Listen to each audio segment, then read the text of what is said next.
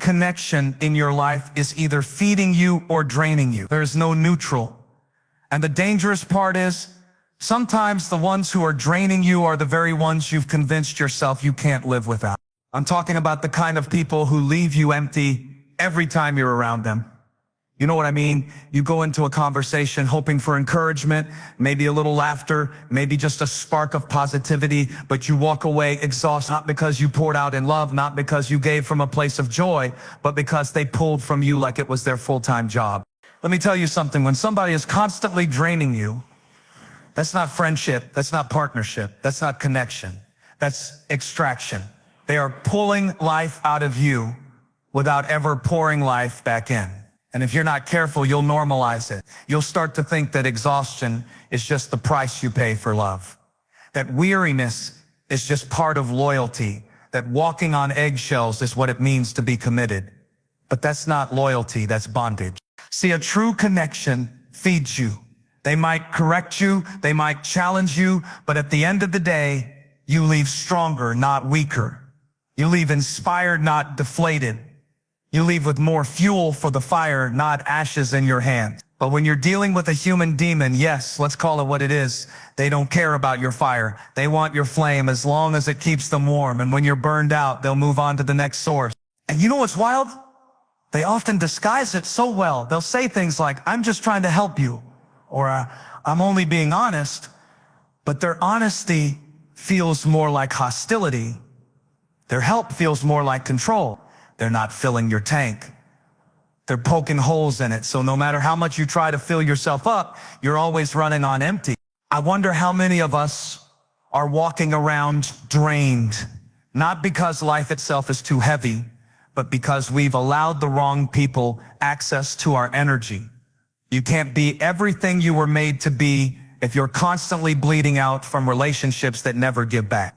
And let me tell you something, sometimes the most spiritual, the most powerful thing you can do is not fight harder, not try longer, but cut off the source of the drain. Because here's what happens when someone is draining you, you start to shrink. You start to second guess yourself.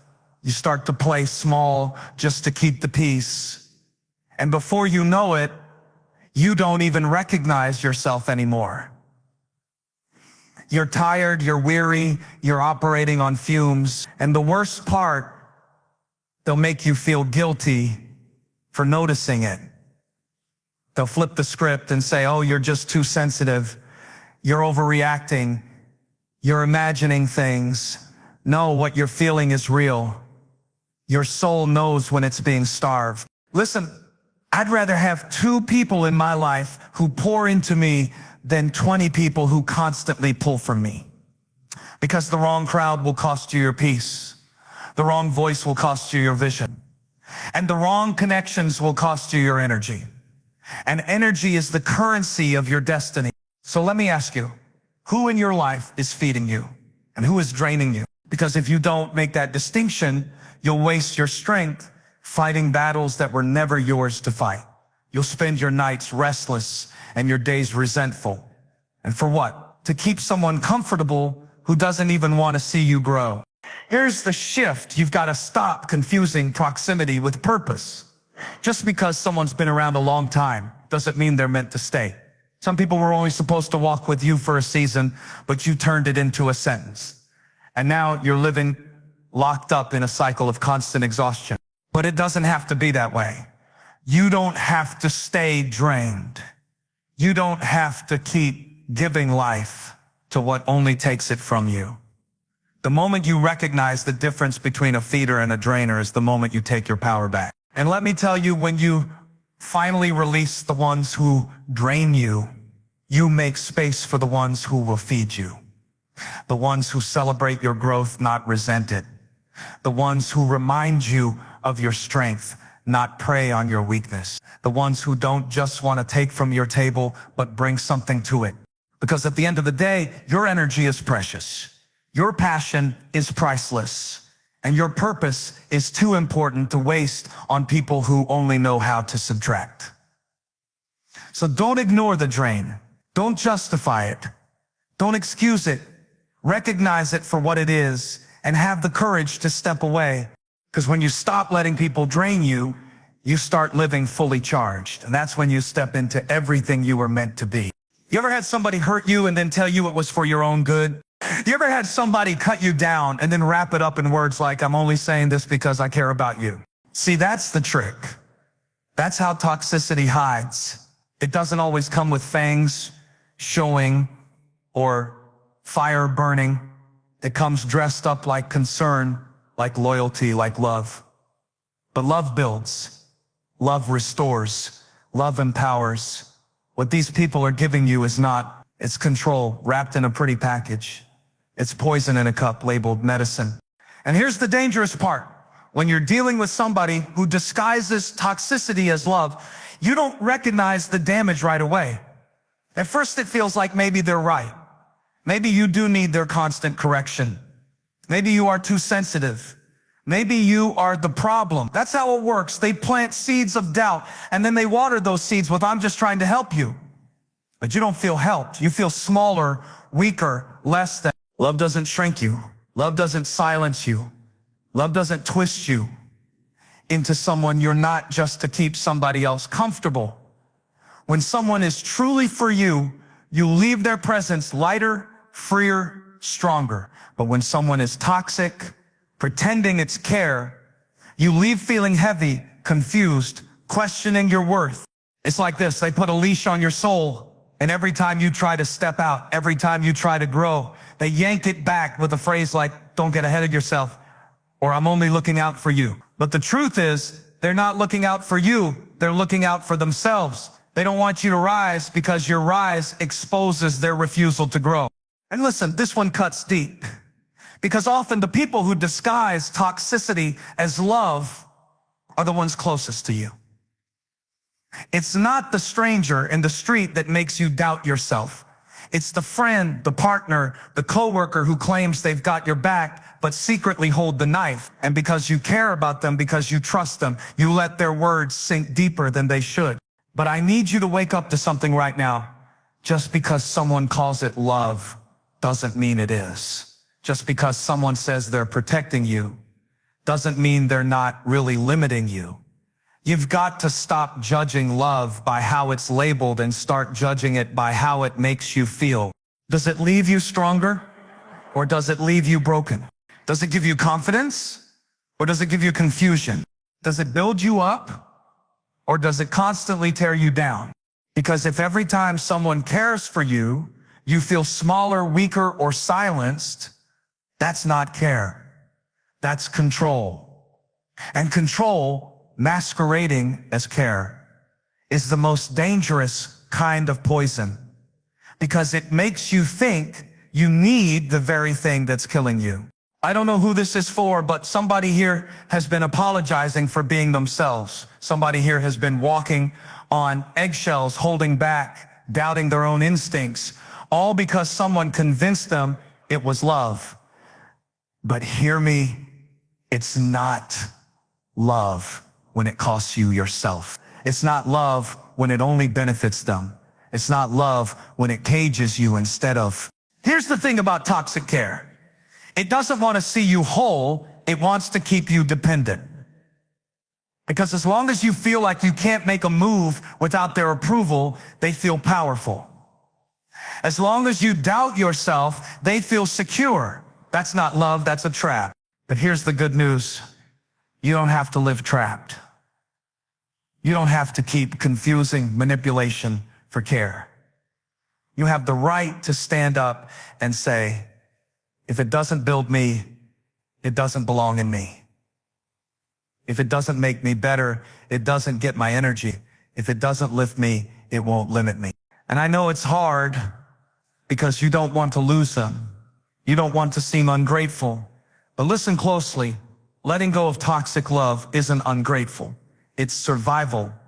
And it's the only way you'll ever make room for real love, the kind that actually nourishes you, not drains you. The moment you stop letting people disguise toxicity as care is the moment you start breathing again. It's the moment your shoulders drop, your head lifts, and your confidence returns. Because when you've lived under disguised toxicity long enough, you forget how heavy it's been until you finally take it off. So here's my challenge. Don't just listen to what people call their actions. Watch the fruit of it. Don't just take their words at face value. Measure the impact on your soul. Because love isn't proven by what it says, it's proven by what it produces. And when you find yourself surrounded by people who produce peace, joy, confidence, strength, hold on to them, cherish them, because those are the feeders. But when you recognize the ones who cloak control in the costume of care, don't argue with it, don't justify it, don't keep explaining it away, cut it off. Why? Because you don't have time to keep mistaking poison for love. Your future is too important, your energy is too valuable, and your soul is too precious to keep confusing toxicity with care. So today, stop believing the label. Stop believing the disguise. Real love lifts you. Real love feeds you. Real love sets you free. And anything less than that, don't settle for it. Isn't it strange how some people cheer the loudest when you're struggling, but grow quiet the moment you start winning? Have you ever noticed that? It's almost like they love you better broken. They clap for you when you're low because your weakness makes them feel strong. Your dependence makes them feel needed. Your chaos makes them feel in control. But the moment you rise, the moment you find your voice, the moment you step into your strength, you start to see their true colors. They were never celebrating you. They were celebrating your smallness. They liked you insecure. They liked you doubting yourself. They liked you second-guessing every move, because as long as you stayed down, they could stand taller. See, that's the test of real support. Anybody can sit with you in your pain, but who can stand beside you in your power? Who can look at your shine and not feel threatened? Who can watch you step into your strength and still clap the same way they did when you were down? Because here's the truth. Weak you is convenient. Strong you is convicting. Weak you makes them feel needed. Strong you makes them feel exposed. And that's why some people who looked like cheerleaders when you were at the bottom suddenly become critics when you start climbing. It's not that you changed, it's that your growth revealed what was already in them. You want to know if somebody is really for you? Watch how they react when you win. Watch how they respond when you finally get the promotion, when you finally lose the weight, when you finally break the cycle, when you finally rise above what was holding you down. Do they clap with the same energy, or do they get quiet, distant, even resentful? Because that silence speaks louder than any words ever could. And let me tell you something. You can't afford to dim your light just to keep them comfortable. You can't shrink your strength to preserve their security. Because the moment you start apologizing for your success, you start trading your destiny for their approval. And that's too high a price to pay. But this is what happens when someone secretly resents your strength. They'll disguise it as advice. They'll say things like, don't forget where you came from, or don't get too big for your own good. But underneath the words is insecurity. Underneath the concern is jealousy. They're not worried about you. They're worried about losing their place in your life now that you no longer need them the same way. And I need you to catch this. Real friends don't need you weak to feel strong. Real supporters don't need you small to feel significant. Real love doesn't compete with your strength. It celebrates it. Real love says, shine as bright as you can, because your shine doesn't diminish mine. But toxic connections, they'll try to pull you back down every time you rise. They'll remind you of your mistakes, exaggerate your flaws, and minimize your victories. Why? Because your success shines a light on their stagnation. Your courage exposes their complacency. Your growth forces them to face the truth about themselves, and that's uncomfortable. So instead of rising with you, they try to drag you back down. And if you're not careful, you'll fall for it. You'll start dimming your light just so they won't feel threatened. You'll start hiding your strength because you're afraid of losing their approval. But hear me, you don't need their approval to be powerful. You don't need their applause to be great. And you don't need to stay weak just so they can stay comfortable. Let me paint this picture. Imagine if every time you tried to stand up, somebody pushed you back down. After a while, you'd stop trying to stand. That's what these people do. They don't push you physically, but they push you emotionally, mentally, spiritually. They push you back into weakness because that's where they feel safe with you. But you weren't built to stay down. You were built to rise. And yes, rising will reveal who's really with you. Rising will expose who was clapping for you and who was clapping for your weakness. Rising will separate the ones who secretly resented your strength all along. And though it may hurt to see it, it's necessary, because better to know the truth than to live surrounded by counterfeit support. So here's my challenge. Stop apologizing for your strength.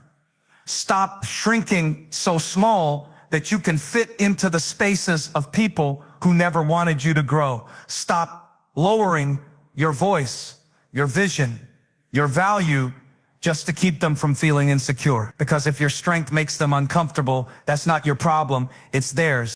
You deserve to be surrounded by people who clap when you win, not just when you're wounded. People who cheer when you're standing tall, not only when you're crawling. People who aren't intimidated by your greatness, but inspired by it. And when you finally find those people, you'll know the difference, because their joy isn't selective, their support isn't conditional, their love isn't rooted in your weakness, it's rooted in your worth.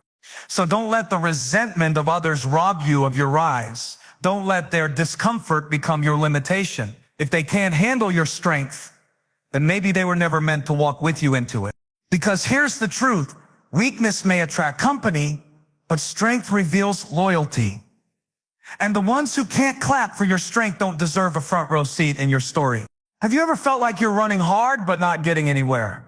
Like you're giving your all, but life looks like a hamster wheel, spinning fast, but stuck in the same spot. That's what happens when you're connected to people who keep you bound in cycles. You think you're progressing, but all you're doing is repeating. And the worst part, they make you think that's normal. Toxic people don't want you to move forward because your growth threatens their grip. So instead of letting you step into new, they pull you back into old. They trap you in patterns, arguments that never end, promises that never stick, apologies that never turn into change. It's the same script, the same scene, the same story on repeat. And as long as you keep playing your role, they keep the cycle alive. But hear me, cycles don't just waste your time, they drain your soul. You spend energy on the same fights, the same disappointments, the same letdowns, and by the time you realize it, years have gone by and nothing's different. That's what a human demon does. They don't have to destroy you in one blow. They just keep you going in circles until you're too tired to break free. And here's the trap. They'll sprinkle just enough hope to keep you in it. Just enough good moments to make you believe maybe this time will be different. But it never is. Because the cycle was never meant to change. It was meant to keep you stuck.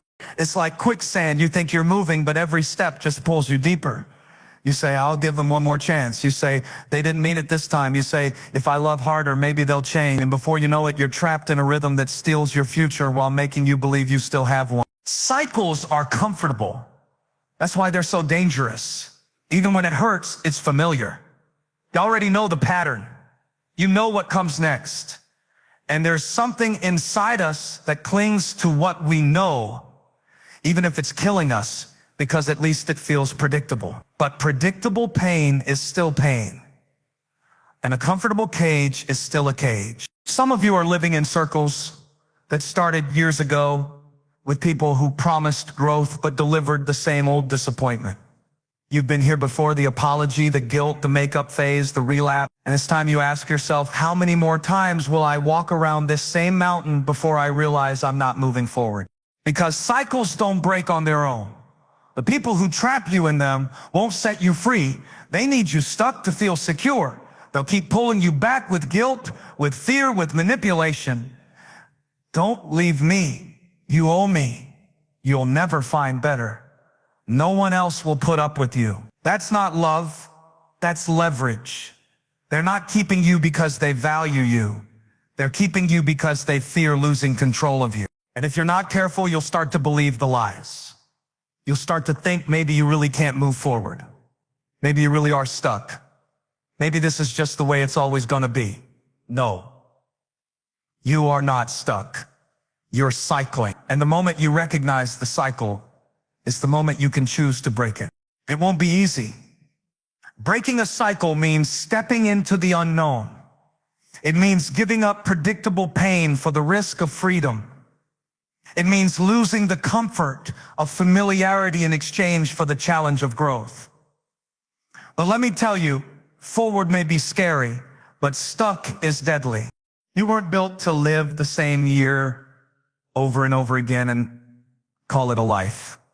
You weren't made to repeat the same patterns and call it progress. And you don't have to keep rehearsing the same pain because somebody else refuses to grow. So what do? You get honest. You stop pretending this time will be different when all the signs say it won't. You stop giving unlimited chances to people who have shown you the same behavior 1,000 times. You stop spinning your wheels and you start walking away from circles that go nowhere. Because when you break the cycle, you break the control. When you stop repeating the pattern,